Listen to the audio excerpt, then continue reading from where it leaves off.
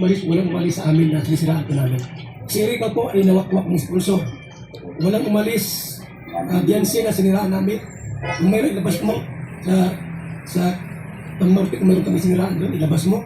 Para Siya mismo po yabal ang po, siya mismo ang tiniraan nito. Kaya kami nakapunta si Erika po ay kusang nangyari sa kanya. So, ibang usapan din yun. Si Erika naman po. Iba naman po yun. Yeah, Huwag na. Sige, hindi ko doon sa kanyang problem. Ako po ang patuloy na siniraan niyo po. Ako po. Sige, ilabas mo ang Hindi ibig. po yabal. Kasama natin kung sino. Attorney, sino may sabi na ako nagsabing utang na loob, utang na loob sa kanila? Wala naman Meron po kami mga ebidensya po. Ilabas niyo para malaman ko. Halos kada live po niya, yung pinapalayas niya po kami dito, lumayas kayo, mag-asawa kayo, lumayas kayo, dalahin mo yung mga ano mo, iwan niyo yung beneficiary dito sa bahay. Bakit ko iiwan yung anak mo? Paalisan mo ako, nakalakatan sa anak ko. Okay. Magulang ako. Kahit pa tinulungan niyo kami, kahit mahirap kami, hindi mo ko pwede ganyanin. Kasi anak ko yan. Attorney, Wala kang karapatan na, halos na ako nakarapatan sa anak ko. Bakit iiwan ko yung anak ko? Meron pa po kayong naisabihin, Ma'am Jancy, kay Sir Val, bago po natin tapusin ito. Yun nga po, ma'am, gusto ko lang pong linawin na kaya po ako umalis ng love team kasi yung pamangkin po niya ni Kuya Val, manyak po, yun po yung ano po. Kaya po talaga ako umalis ng love team. Tapos pinipilit po ako niya ni Kuya Val na i-love team po ulit doon. Ayaw po niyang mawala po yung mga sponsor po tapos viewers po niya. Yun po yung sinasabi sa akin. Saka yung mga nagbablog, yung mga nagbablog daw po. Yung mga vlogger po na natutulungan at beneficiary pa po nila. Yun po yung dahilan. Okay. Kahit po alam niya na nabapastos na po ako ng pamangkin niya. So, Yun po talaga ang dahilan ng pagpatol ko rin. ibang pero dito, klaro-klaro naman na yung mga transaksyon, above board, legitimate, may kinita, meron din namang appropriate na compensation natin tawagin na nakarating kay Jancy. Tama? Tama ba, Jancy? Ano po? Meron kayong, may mga natanggap ka rin, may bayad, may pera, tama ba? May, ano pa ngayon sir? May tricycle. unos na Opo, po. sa sponsor po galing. Okay, sponsor. Okay. So, ngayon, ang kailangan lang naman natin ngayon, sir, is tapusin na no? Yung paggamit kay Viancy as content. Tama ba? Erase po. Opo, Oo. erase po lahat ng vlog. I-take down po yung lahat ng vlog po sa akin. Yun na po yung gusto ko. Okay.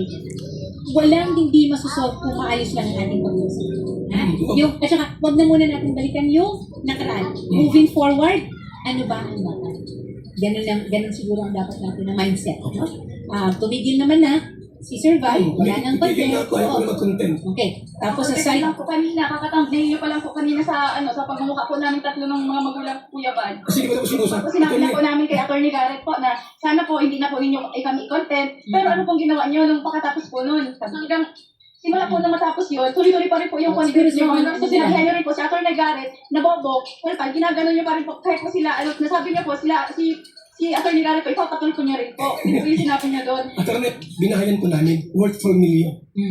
Meron po siyang tricycle na binigay at scooter. Bonus po yun. Kasi lahat ng drugs, Jancy, bayad eh. okay. May ayuda, may pera eh. May sponsor pa. Pero ibig sabihin ko, sir, nung natapos yan, pagkatapos na, tapos na rin yung, wala namang kontrata ito, no? Wala po. Okay.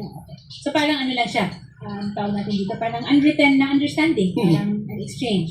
Scooter si Jancy, no? Attorney. Ngayon po, Nung tumigil na po siya, at nagsabi siya na ayaw na niya, okay na naman yan kasi wala naman. dahil po sa issue, dahil itong si Dr. Love ay iba sa siyempre sanay sa kumbaga sa ano, may konting matapilyo. Pinakontent si AIDS yung pinsan ni Kalinga Prag Okay. na ito namin nangyari kaya ano, ito pinto lang. Nagalit si Kalinga Prag, tinanggal si Dr. Love. As Kalinga charity partner. Ngayon si Jancy, bumalik kay Dr. Love kasi siyang scouter eh, parang naawa siguro. Okay. Ngayon, nung tinanggal si Dr. Love, yun nga po, bali, nagbuo ng another team Guapa, which is si Jens doon ang pinaka-content nila. Kaya, yun, nagkagulo. Actually po, gusto ko yung malaman din ng magulang nila about dun sa pabahay. Kasi ang sponsor doon na attorney, from the sponsor, 1.5 million. Ang Kalinga Prab ay 2.2. So yung sponsor na yon specific yung sinabi na itong bahay na ito kay Jancy. Kalinga po yan. Okay. Kalinga sponsors. Talagang sponsor namin yan. Nagkataon na si Jancy ang beneficiaries namin. Tapos yung sa akin po, 400,000. galing yung pera from Kalingap Prab, kasi monthly po. Pero yung, so kunwari, di ba, mas alam ng Kalingap na pupunta yung Tigansi, specific yung para kay Daddy. Oo po, itutuloy ko lang po. Bali yung 400,000 galing Kalingap Prab, yung bigay sa akin ni Liman, 400,000. Niligay ko doon. Alam nila kasi mayroong house blessing, may certificate. Ang nakalagay sa certificate, yung bahay po alagaan. Yung bahay po alagaan. Wag ka. Sige, pero hindi po nakalagay sa pangalan. Kanino po nakapangalan yung bahay? Sa kanila po ito. Okay. Kung nakapangalan sa kanila, then for all intents and purposes, yung transfer certificate of title na sinasabi, Opo. sa kanila na talaga yun. Wala pwedeng magkuha. Ako yung pwedeng kumuha kasi Yes. Pero sandali, nasa linya rin natin Yes, yata.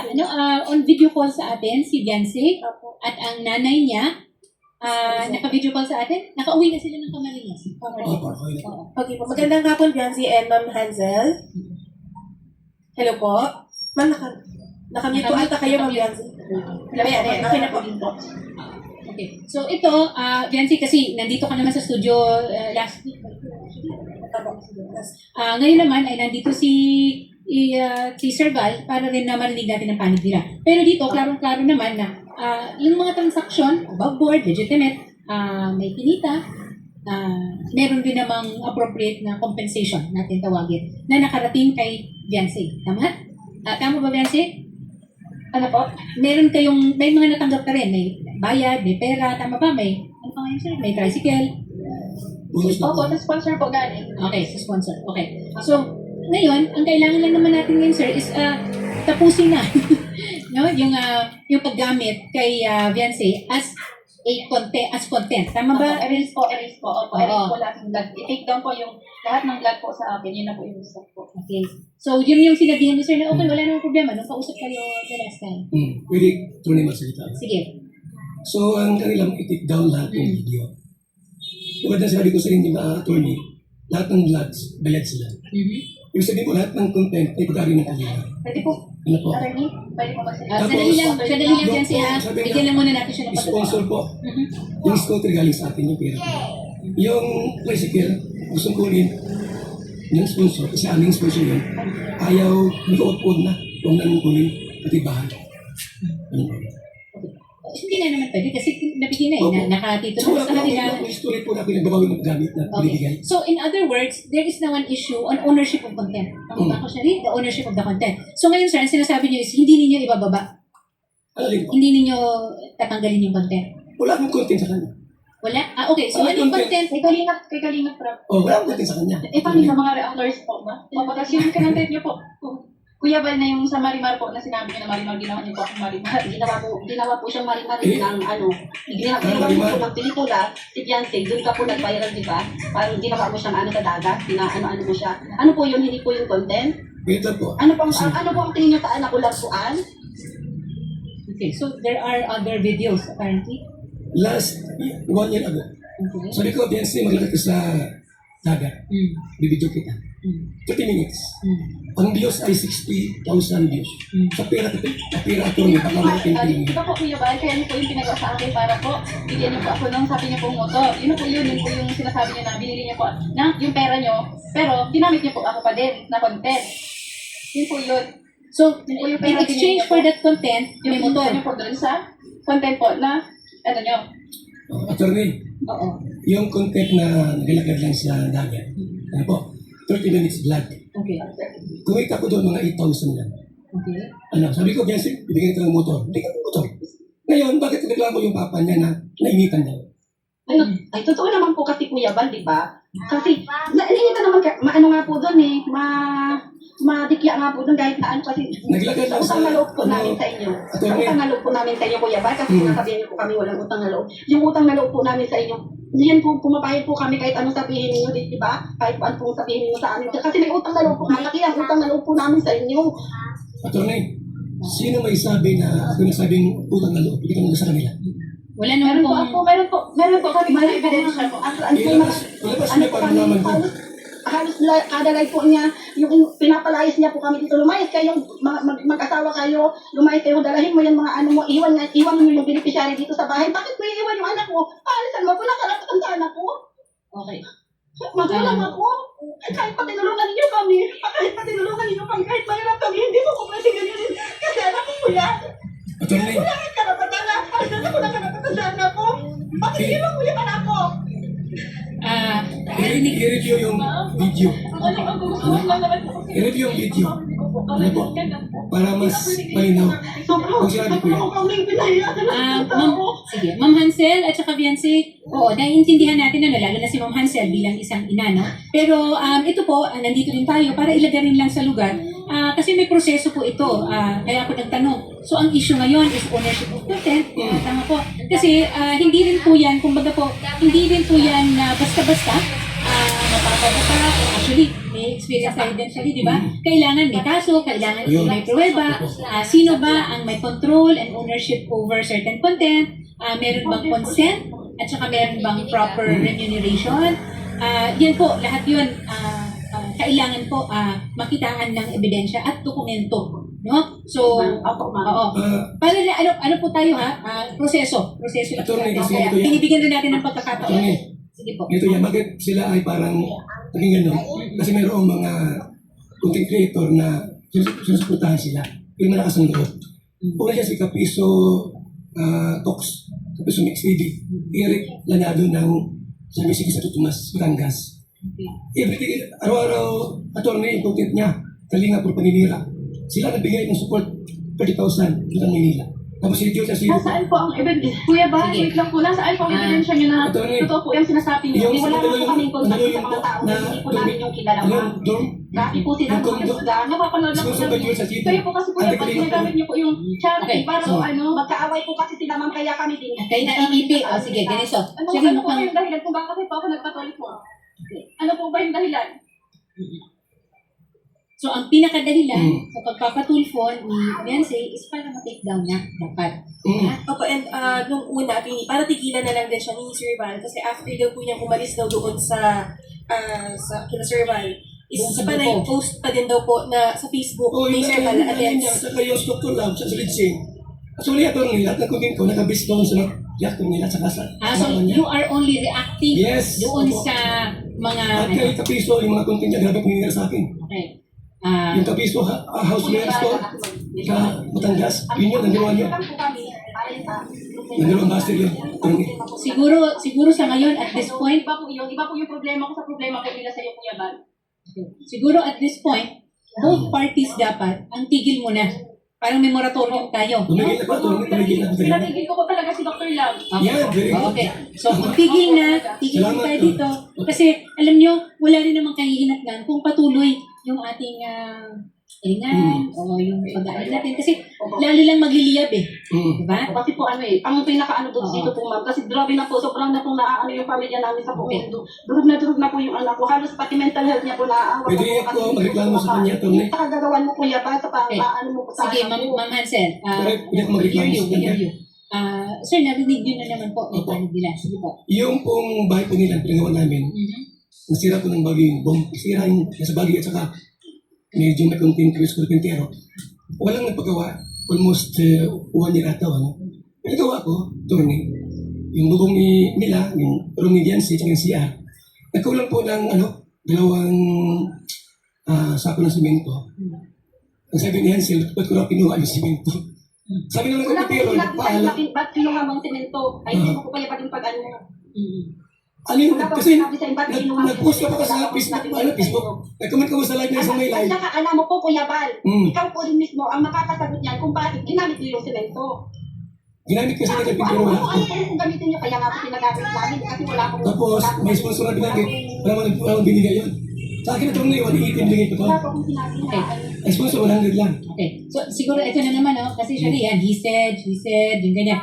Masyadong lalaki at lalawak yung, kumbaga, yung pinagmulan. And I think kailangan lang ito, Shari, is siguro latag, no? Magharap-harap, and then also may proseso na susundin. Kasi kahit naman na ipa-take down yan, I think even YouTube will require written Yes. documentation and proof, gano'n. So, Shari, I think dahil nasa gitna naman tayo, ayokong tawagin na labanan ng issue. Both sides, both sides, meron kayong, may realidad, no? Na pinagtatanggol. Okay? At inilalaban. Parehong meron. parehong may tama, pero pareho rin medyo may konting kulang at pagpapaintindi. Walang hindi masosolve kung maayos lang ang ating pag-uusap. Ha? At saka, wag na muna natin balikan yung nakaraan. Moving forward, ano ba ang dapat? Ganun siguro ang dapat natin na mindset. No? Tumigil naman na si Sir Val, wala nang Tigil content. na ako, ayaw ko na mag-content. Okay. Tapos sa Kasi side, lang po kanina, kakatambling niyo pa lang po kanina sa sa pagmumukha po namin tatlo ng mga magulang po Kuya Val. Kasi di ko tapos yung usap. Tapos sinabi na po namin kay Atty. Garrett po na sana po hindi na po ninyo kami i-content. Pero ano pong ginawa nyo nung pagkatapos po nun? Talagang simula po na matapos yun, tuloy-tuloy pa rin po yung content nyo. Hanggang sa sinabihan nyo rin po si Atty. Garrett na bobo. Well, pag ginaganon nyo pa rin po, kahit po sila, nasabi nyo po sila, si Atty. Garrett po, ipapatuloy ko niya rin po. Yun po yung sinabi niya doon. Attorney, Sa mga kasi post nyo. umayos ang si Biancy, nagsabi sa akin na last na ang kalingap daw po kung di umalis ng mga beneficiary. Totoo po yun, Kuya Val. Sino naman? siguro wag na natin pababain kasi they will have to speak for Sino sinisira namin? they will have to speak for Si themselves. Erika, nawakot naman niya. Actually, palagay ko ito, kailangan natin silang pagkarating at mamamagitan tayo para mailatag natin yung mga issue. Tapos point by point, matuldukan. Ako? Sir Val, kaya po lang na-mention namin last time, ni Atty. Garrett, hindi naman po kasi matatapos pa yan dito sa studio sa apat na sulok ng kwartong ito. Kaya nga po kami po ay gagawin po ng Camarines sa Dait. Para po, kasama po of course yung ating reporter, para po doon po maglatagan po kayo, Sir and Ma'am Bianzi, na kung ano man po yung mga dokumento at makapag-usap po kayo ng personal. Opo. And Sir Val, yun lang din po pakiusap namin na kung sana po, iwag po mag-post na din po. Mag-official na po na may pirmahan ako. Opo, pero sa ngayon, Sir, Moratorium muna tayo. ceasefire muna tayo, sir. Ceasefire. Para- Kasi lalo, Sir, Ano official yan? Sir, dito po, lalo po kasi kumbaga, magkaka-issue, kaya hanggat maaari, Sir, huwag muna tayo mag-post about yan. Sila rin. Yes. Sila rin. Kayo din po sa inyo. Oh, sige po kasi. Opo. Walang kami challenge. Opo. Ma'am, Attorney, itong kay Kapiso po, gusto ko itong ma-investigan natin. Kasi everything po, content ka. So siguro ibang usapan 'yon kasi Balik naman ulit. oo. So siguro kung meron rin mga avenues yan si Bensi doon sa Kapiso or whatever, I mean, kung meron kayong kung meron kayong cloud, pero hindi rin naman kasi sa kanila. Ginagamit rin lang sila. Hindi po namin sila kilala. So ganun na lang. yes po. And, Ma'am Hansel, Ma'am Bianzi, ngayon din po sa inyo, wala pong post, no? Wala pong laban po kay Sir Val, laban po sa Linap Foundation. Pag-uusapan po natin yan. At pupunta po kami ng Dait, kasama po yung reporter and cameraman po namin, para po makapag-usap-usap po kayo. Again, hindi po ito natatapos lang dito, ha? Hindi po ito. Gaya po ng na-mention po namin last time na ito yung Garrett at Winnie. Hindi po ito natatapos dito. Kaya lang po, pumunta din po dito si Sir Val, syempre, kinuha na din po natin ang kanyang kanin. At dapat naman. Yes. Attorney sa amin. Apo. Meron pa po kayong naisabihin, Ma'am Janzi, kay Sir Val, bago po natin tapusin ito. Yun nga po, gusto ko lang pong linawin na kaya po ako umalis ng love team kasi yung pamangkin po niya ni Kuya Val, manyak po, yun po yung ko. Kaya po talaga ako umalis ng love team. Tapos Sige. pinipilit po ako niya ni Kuya Val na i-love team po ulit doon. Ayaw po niyang mawala po yung mga sponsor po, tapos viewers po niya, yun po yung sinasabi sa akin. Tsaka yung mga nagbablog, sayang yung mga nagbablog daw po. Yung mga vlogger po na natutulungan ko at beneficiary pa po nila, yun po yung dahilan. Okay. Kahit po alam niya na nabapastos na po ako ng pamangkin niya. So Yun po talaga ang dahilan ng pagpatuloy ko ulit. ibang usapan rin yan, Biancy, and you have Opo, every opo. right na magreklamo niyan. Pero ang magiging respondent naman dyan is yung pamangkin. Mukhang hindi rin naman kaya at dapat na si Sir Val